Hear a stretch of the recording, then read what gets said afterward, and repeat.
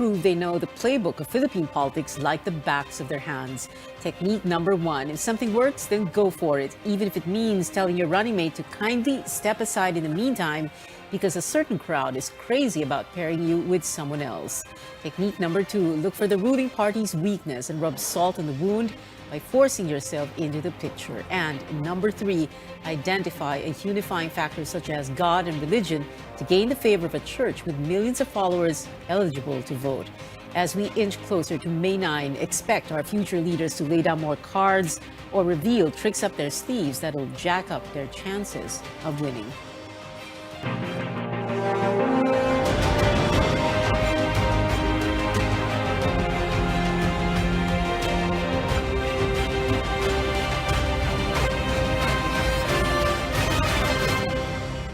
Good evening, I'm Pia Ontiveros. Welcome to your weekly political appointment fix, politics as usual. Despite running under a different party, presidential candidate Manny Pacquiao argues he is still the president of PDP Laban after rival Manila Mayor Isko Moreno sought the ruling party's endorsement.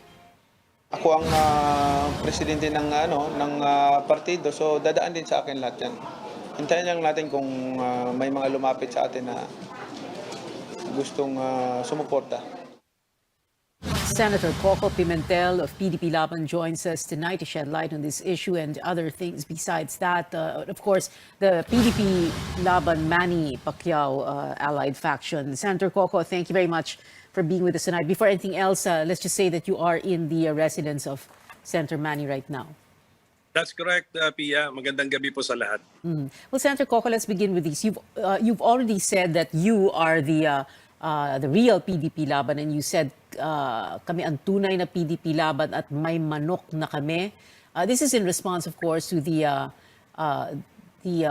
attempt of Isko Moreno to seek the endorsement of the PDP Laban. Is that correct?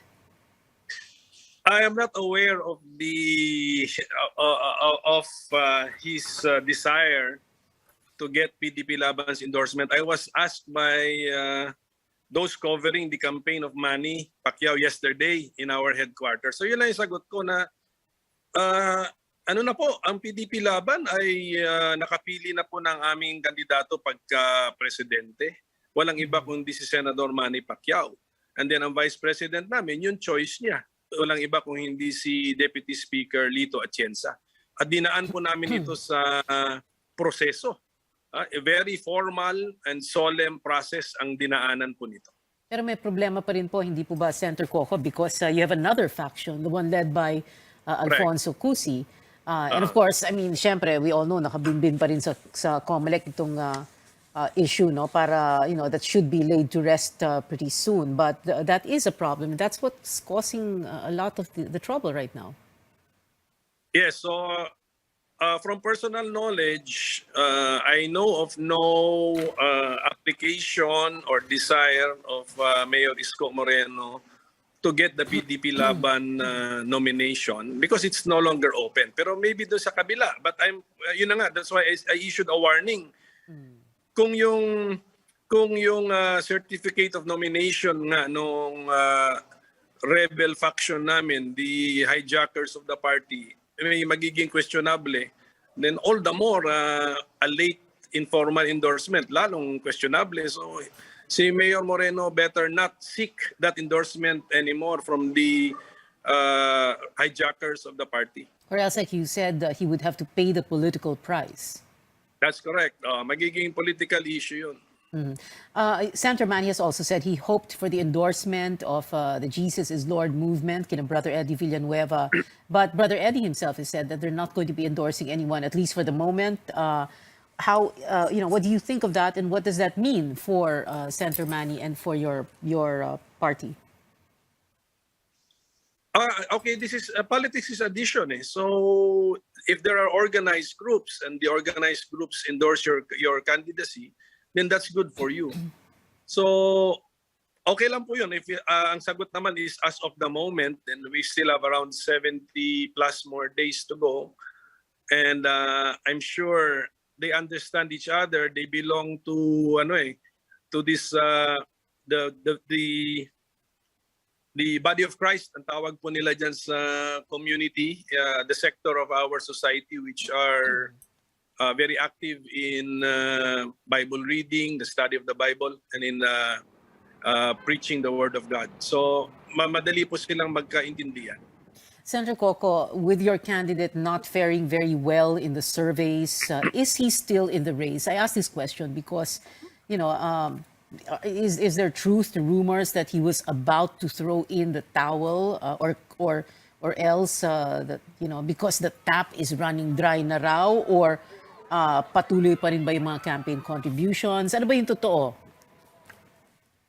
Ang totoo is May 9, we will still be standing and fighting and slugging it out. World champion itong ating kandidato pagka-presidente at saka sincero itong kanyang pagtakbo bilang presidente. Is offering an alternative way of analyzing Philippine society. Ang gusto niya unahin talaga yung problema ng poorest of the poor. Kaya nga pabahay, trabaho, pagkakakitaan. Yun po ang basic, the three basic programs of government ni Senator Manny Pacquiao. So wala pong katotohanan yan, part ng saywar yan, Pia. At saka tandaan po natin that yung mga surveys na nakikita natin, these are pandemic surveys or surveys during pandemic time. Paano ginagawa yun? Sabihin nga sa atin ng mga survey firms, face-to-face, may umiikot. So mag-ingat lang po tayo when we make decisions based on surveys. Pero surveys are guides, but you don't surrender just because there is a dismal result from a survey. So di po yun, basta guides lang po yan. Lalo na ngayon, medyo mag-ingat tayo sa surveys kasi pandemic time. So you don't surrender, or is it too early to surrender? After all, the campaign has just begun. We are still just on the second week since Feb 8. Kami, we will never surrender. Ganyan po ang marka ng PDP laban. Sinamahan pa kami ng prom-D ngayon. So, prom-D, PDP laban na ito. So, we will never surrender. Up to the very end, fight po kami sa dulo. Okay. We will let the people decide, and we will have to be there so that the people will have choices. They will have alternatives. Hindi pwedeng puro mainstream politician lang tayo. Kailangan meron tayong point of view na galing po sa mahihirap na point of view, and that's Senator Manny Pacquiao, kasi kukuha lang siya ng experience sa buhay niya. Alam niya na kaagad first hand anong problema po ng mga mahihirap sa Pilipinas. So fight till the end, never surrender for this boxing champion, this world champion. But statistically speaking, does your candidate still stand a chance? Or are they all just, Manny, Isko, Lenny, Ping, Calio, are they all just fighting for second place? Well, una sa lahat, when you say statistically speaking, I'm assuming you're looking at the pandemic surveys. That's why let us be careful with the figures in these pandemic surveys. Paano ba ginawa yan? And tandaan mo, we have our own surveys, and we are topping some of online surveys. So meaning to say, meron din po kaming inaasahang support, grassroots support, especially grassroots support, and then it's also quite a big sector of society. So we have a fighting chance, lalo na these are pandemic surveys na kailangan medyo ingat lang tayo when we analyze the figures. Well, pandemic surveys, but made by reputable survey firms like Pulse Asia and Social Weather Stations. You talk about in-house surveys. Senator Coco, lahat naman ng kampanya may in-house survey, at halos lahat naman ng kampanya, lahat ng in-house survey show the principal leading, hindi po ba? And at the same time, there has been a word of warning about surveys that are done online because they're not scientific. The process is not clear. There's no clear methodology also. That's correct. That's why I will raise the same question with these pandemic surveys. How were they done during the time of the COVID-19 pandemic? Face to face, or they also made some adjustments na nag-online din sila or nag-text din sila. So yun po yung mga tanong. That's why careful lang po tayo. Basta what I will say is that surveys are guides. Okay? You win some, you lose some. But do not lose hope just because you're not performing well in a survey during a pandemic time, where I'm sure the survey takers made some adjustments from the usual method. So ano lang po tayo, just be careful in accepting the figures of the surveys. But let them guide you. But if Senator Manny himself was leading the survey, okay lang sa inyo? Or you would still say the same thing? It will guide us. It will guide us, and then ang itatanong mo kasi is, ano bang pinagagawa natin, and how come napakataas natin sa survey? So you ask your question, you ask yourself those questions so that gagawin mo ulit yung ginawa mo. Okay. My final question, Senator Coco, your father, how would he have reacted to everything that has happened so far? What would have been his words of wisdom for you? Your father, of course, Nene Pimentel. Okay, do we still have Senator Coco? Or we lost that signal to him already? Kung nawala atang signal kay Senator Coco Pimentel, who is, like he was saying, in the residence, the Makati residence of Senator Manny Pacquiao. Senator Coco there explaining that surveys are guideposts. Word of warning, he says, about all those surveys that are done in pandemic times. Anyway, thank you so much for being with us tonight, Senator Coco Pimentel of PDP Laban. Ay, nakabalik, pero we need to go to a break na. Senator Coco, sige, final words na lang po. Yun lang po, to all the supporters of Senator Manny Pacquiao, andito po tayo till the very end. Laban po tayo because we are PDP Laban. Sinamaan pa tayo ng PROMD, so mas malakas po tayo ngayon. So salamat po sa suporta. Laban dahil PDP Laban, ang partido ng inyong ama na, we all wonder what could be going through his mind right now. You want me to look for money? Okay, sige. Sige. While you're walking there, okay, let's do a little bit of annotation kasi nga sabi ni Senator Coco, nasa bahay siya ni Manny Pacquiao right now. So tingnan natin. That's the beauty of technology, that we can have direct access.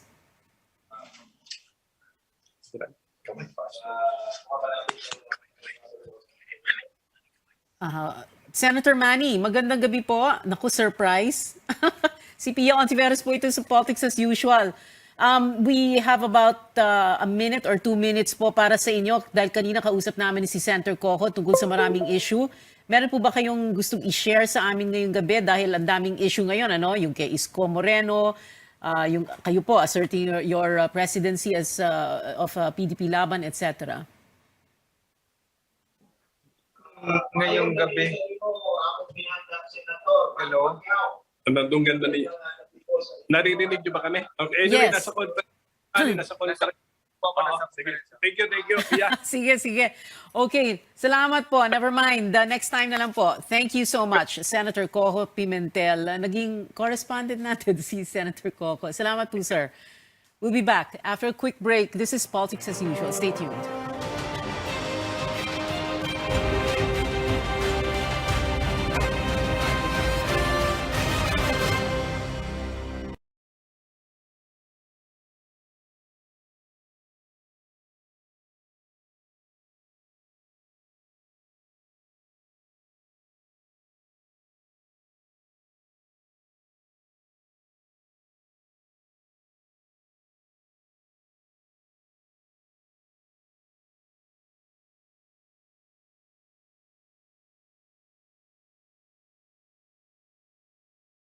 Company future fit for its employees.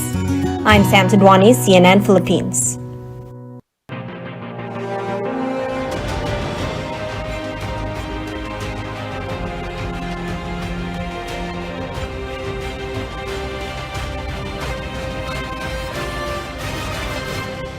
Welcome back. This is Politics as Usual. Kanina po lamang ay kasama po natin si Senator Coco Pimentel and he was in the home, the Makati residence of Senator Manny Pacquiao. And just to explain kung ano nangyari, may kakumperensya pala si Senator Manny kaya hindi siya he wasn't able to really speak to us a while ago, but like we said, no, next time. Anyway, our second guest in this second half of the show, political analyst Ed Buntayo. Hi, Ed. Good evening. Thank you so much for being with us. Well, let's begin with this, no? Let's talk about Manny Pacquiao. He's asserting his authority as PDP Laban head. Of course, this is in response to so-called attempts of ISCO to get the PDP Laban's endorsement, or at least the faction allied of Alfonso Cusi. So what do you think of all of that? Well, Pia, that's expected, no? In the kind of politics that we have. Hindi ko na nga tinatawag na political system kasi it's not really a political system. Everything depends on the political personality. So if you're a personality, you have the resources, you have the name. You might as well decide which political party you will run with, which political personalities you will be with. In other words, in terms of team and so on. Actually, nitong election lang na to, doon natin makita na out and out, no? Parang hindi ganon ka-significant yung political party. Requirement siya sa election laws natin. Pero parang ang sinasabi ng mga kandidato natin, hindi siya ganon ka-significant, no? A political factor when it comes to winning elections. So, hopefully it tells us, no, a thing or two as to what's the reason, no? Why is it that our kind of politics is so different compared to other political setup? Hindi siya ganong significant when you speak about political parties. But shouldn't we just say it this way? Political parties are insignificant.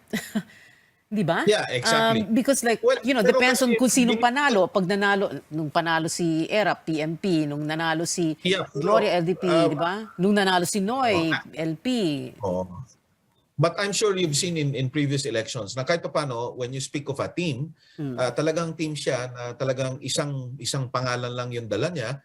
If it's a team, then it's the coalition's name that you get to see. Pero ngayon, even if you say it's a team, nakalagay pa din doon na iba't iba silang political party, and most of the political parties that we're looking at now are either very new political parties or moribund political parties before na resuscitated or resuscitated recently. No? So, yeah, it's I don't know. I don't know really how to. I'm sorry, but even if I've been trying to make sense of politics all these years, it's difficult to really describe. At the very least, no, what is it exactly that we're having right now? I love your how candid you are. Totoong-totoo yung sinasabi mo, Ed. Lahat tayo confused na, no?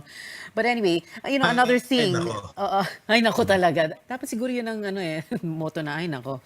Anyway, another thing, no? Yung mga religious group endorsements. So you have Jesus is Lord, Brother Eddie, saying, di muna kami mag-endorse, no? Kaibigan namin sila lahat, no? And yun sana ang gusto ni Manny Pacquiao, no? Kay Brother Eddie. You have Apollo Quiboloy, Kingdom of Jesus Christ endorsing BBM and Sarah. You have the El Shaddai founder, Brother Mike Velarde, endorsing BBM. In past elections, it's always such a big story, with which religious groups go to which candidate. Iglesia ni Cristo, the Catholic Church also. Although every time the Catholic Church speaks up, ang dami nagagalit. It's very strange, a Catholic country. But what do we make of this now? Why is it a little bit different now? And why that hesitation, for example, from GIL?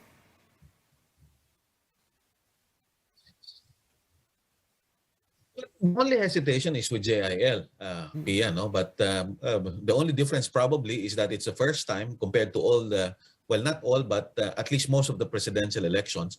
Nanguna naman si previous President Erap Estrada and the late President Nonoy Aquino, when they both ran, they led the survey at the outset and they won the election, except that they did not breach the 50% mark. Yung ngayon kasi, kahit pa sabihin natin na pandemic survey yan or whatever, we cannot deny that all the survey, the major survey organizations have been saying practically the same thing, that the leading candidate has breached the 50% mark, and so that may have led some of the religious organizations to already endorse the leading candidate.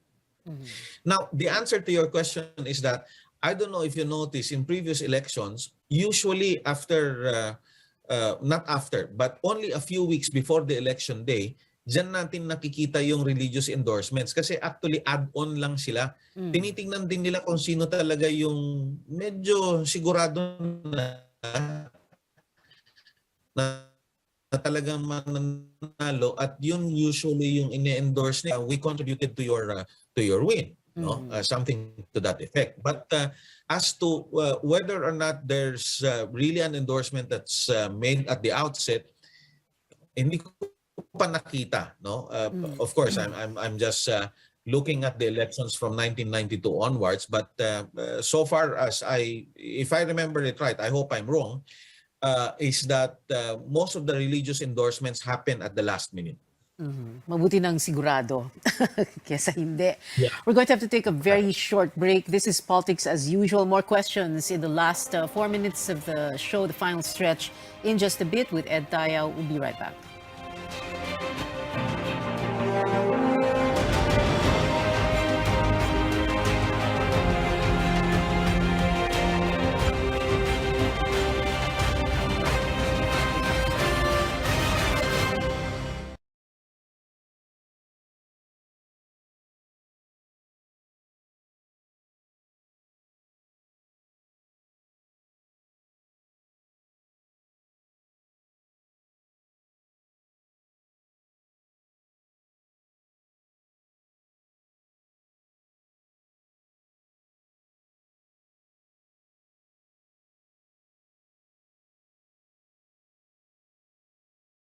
Energy efficient office equipment equals energy efficient office.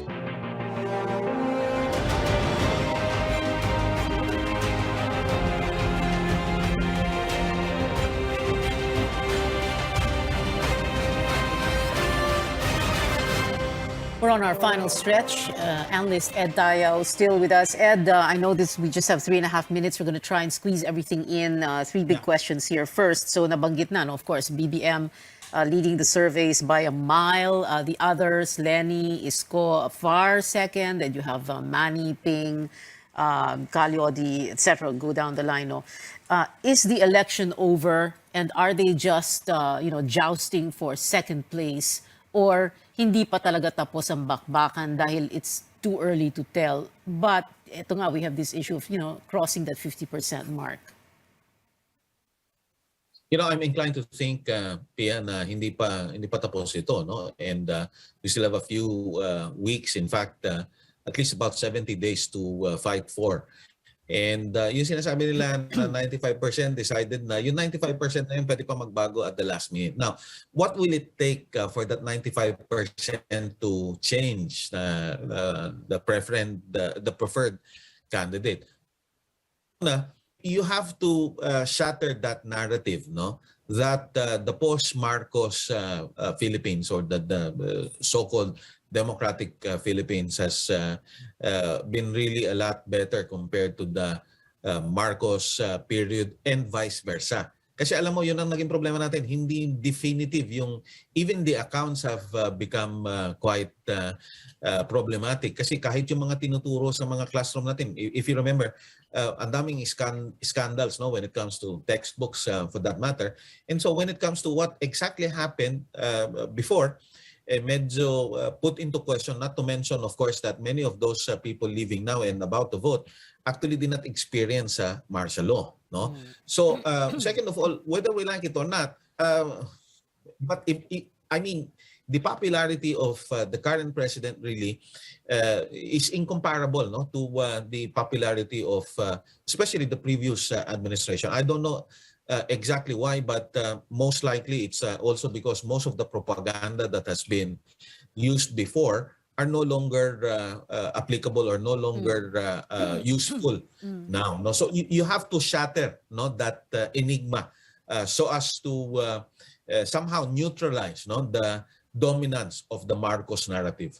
Well, speaking of the Marcos narrative, just in the last few days, we've had this, the furor over BBM's hand, left hand or right hand, and the wounds, and, ang daming memes lumalabas, no, na diring-diri siya sa masa, kaya ayaw niya magpahawak, and then may issue na, sabi na nga ng pani niya, may sugat siya, so naging issue din yun, parang, bakit may sugat? Then, people resurrecting those photographs of his father with, all those bandages on his wrists, no? What are we to make of that? Well, kasama naman yan sa propaganda, Pia. Of course, if you can't find something to really clutch on or to hold on, no, as an issue or as what's this? For lack of a better term, propaganda. You come up with something that somehow you could try, no? Yeah. If the public Okay. will catch on or will In other words, hold on. kasi sa dami ng More substantive. Oo. Well, dahil sa dami ng tinapon na sa kanya, parang nothing sticks, no? So might as well, but anyway, parang trial lang. Right. Okay, one last question. We need to ask this because you have this Isko Moreno, Doc Willie Ong, a little bit of a drama going on, no? So hindi sinama si Doc Willie sa Mindanao dahil nga daw, ang gusto daw sa Mindanao, sa parts sa Mindanao, Isko Sara, no? What does this look and sound like to you, no? Is this like, para ba itong Noibi nung 2010 or nung 2016, di ba? Si Digong, tumakbo ang kanyang Pwede. running mate, si Alan Cayetano, pero panay ang praise niya kay BBM, no? So what are we to make of this? Pwede yun, Pia. Kasi alam mo, talagang kakaiba nung klase ng politika natin. Hindi ko na nga tinatawag na political system kasi wala naman talagang sistema tayong pinag-uusapan eh. Everything depends on personalities. Kaya nga, nung kanina sabi ko, nag-high na ako kasi alam mo, parang napaka-exasperating nung mga nakita natin ngayon. Bigla-bigla na lang yung mga political party nandyan or wala. Actually, they're not really that useful, so to speak. And so, to my mind, there's no incentive really, for tandems really to stick it out, mainly because the supporters have their own, direction or even agenda that they are inclined to support whoever is winning in the numbers or in the survey. So pagka nakikita nila, hindi masyado magaling yung choice nila for president, palitan natin yung tandem ng vice president natin and vice versa. Alright. Nako. Hay nako. Salamat, Ed Tayaw. Ubus na rin ang oras natin. Hay nako. Thank you for your insights so much. Political analyst Edmund Tayaw. We've been told before, don't talk politics at the dinner table or the family reunion or in Viber groups and risk digital warfare. But we can talk about it here at this table on this show, your weekly political appointment fix, politics as usual. I'm Pia Ontiveros. See you back here next Tuesday, 8:30 p.m.